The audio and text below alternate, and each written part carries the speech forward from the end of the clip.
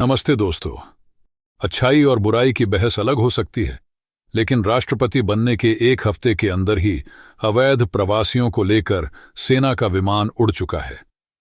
जहां लैंडिंग की इजाजत नहीं मिली, वहां उठे संकट को भी एक ही दिन में सुलझा लिया गया।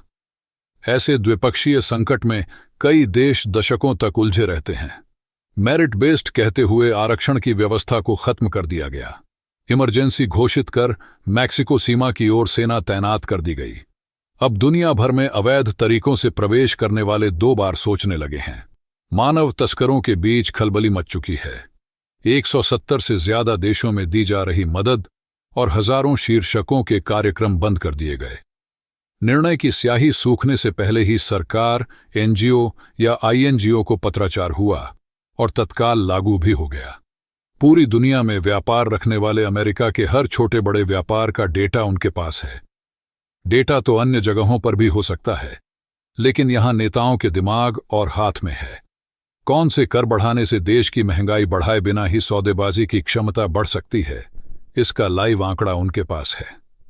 मंत्रियों और अन्य नियुक्तियां शपथ से पहले ही हो चुकी थीं। शपथ ग्रहण से पहले ही नीति और कार्यक्रमों की घोषणा हो चुकी थी। शपथ के कुछ मिनटों के अंदर कानून पास हुए। नए नियुक्त अधिकारी मध्य पूर्व से रूस तक अपने योजनाओं पर काम मिनटों में शुरू कर चुके थे। ट्रंप के कुर्सी पर बैठने से पहले ही इजरायल और जबरदस्त हमास के बीच युद्ध विराम हो गया। टैरिफ नीति के जरिए अपनी अर्थव्यवस्था को बचाने के लिए यूरोप से लेकर चीन तक लचीलापन दिखाते हुए वार्ता की तैयारी में है। मेड इन अमेरिका नीति के चलते चैट जीपीटी चलाने वाली कंपनी ओपनएआई ने जापानी कंपनी सॉफ्टबैंक के साथ मिलकर $500 बिलियन का डेटा सेंटर बनाने की घोषणा की।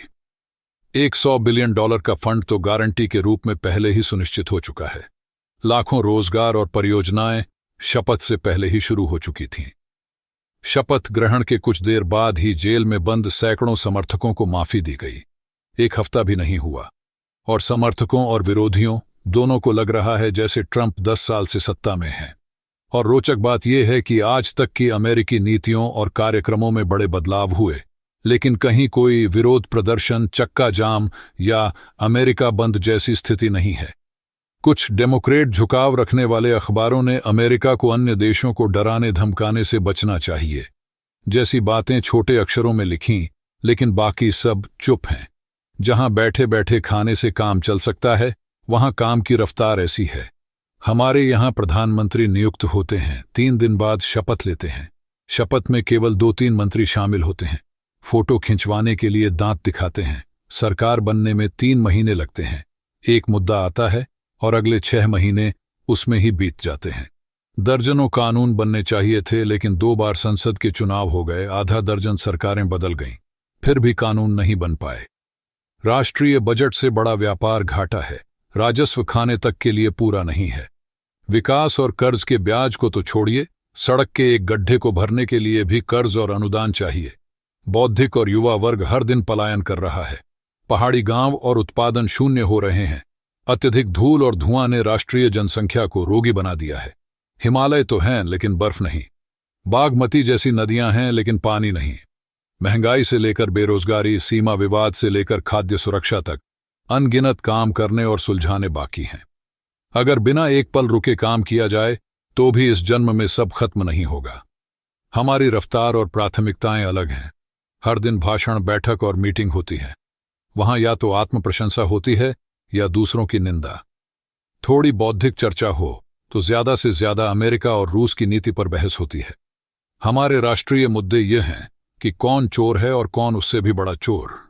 हमारा ध्यान चुनाव, गठबंधन और आरोप प्रत्यारोप में उलझा रहता है। जिसे काम के बिना भी चल सकता है वह दौड़ रहा है, और जो हजारों किलोमीटर पीछे है वह पलटकर आराम से लेटा हुआ है। काफी रोचक स्थिति है। अगर आप ऐसा अद्भुत वीडियो रेगुलर देखना चाहते हैं तो चैनल को सब्सक्राइब करना ना भूलें।